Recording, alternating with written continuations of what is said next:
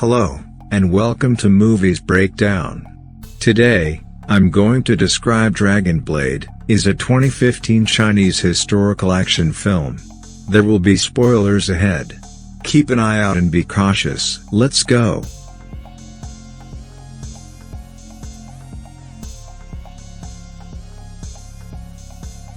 A security company under Han China's present government named the Silk Road Protection Squad is dedicated to stopping wars and promoting the idea of peace in northwest China in 48 BC, 50 BC on screen in the English version.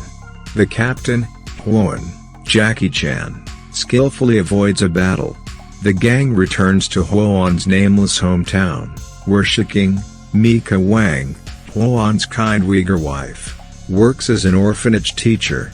However, the government discovers evidence that one of the squad members is corrupt, and the entire gang is sentenced to building work at the ruined castle of Wild Geese Gate. The company pays their respects to the shrine of a fallen Chinese general once they arrive. They were initially Han kid slaves who were eventually saved by this general. Soon after, a legion from the Roman Empire in need of water and supplies, including a blind youth named Publius, threatens Wild Geese Gate, Joseph Waite. After a stalemate combat between Huon and the Roman general Lucius Cusack, the latter decides not to attack the city in exchange for being allowed inside. The legion employs its superior engineering talents to expedite development, which raises morale and satisfaction among the residents, who are made up of numerous ethnic groups including Chinese, Uyghur, and Turkic. Huon repays the favor by dispatching men to aid Lucius' envoys in their journey to the Parthian Empire.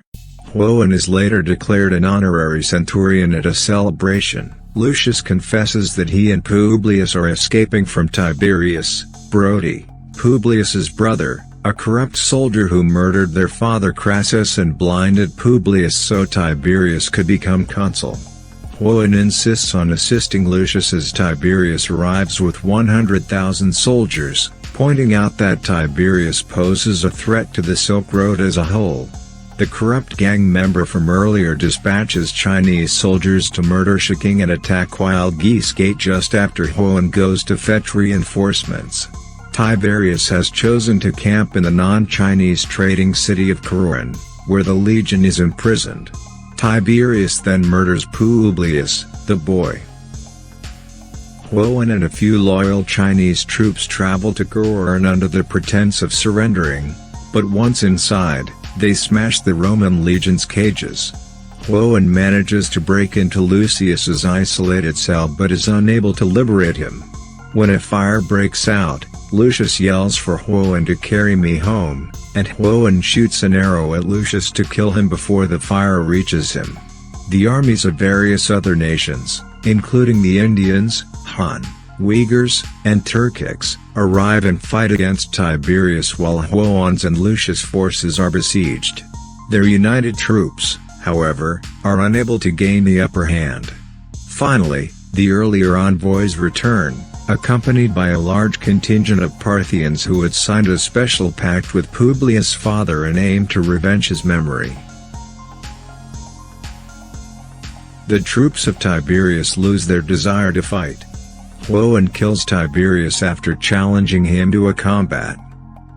The Chinese emperor offers Lucius' legion the right to construct their own city, which they name Regum, after hearing about their valor. They accept Huon as their commander, and Huon honors the Roman general who died by transferring the shrine to that city. The metropolis vanishes from communal memory as the ages pass. However, a group of Asian American archaeologists came across the site in the current day and discovered the dual Chinese and Latin inscriptions.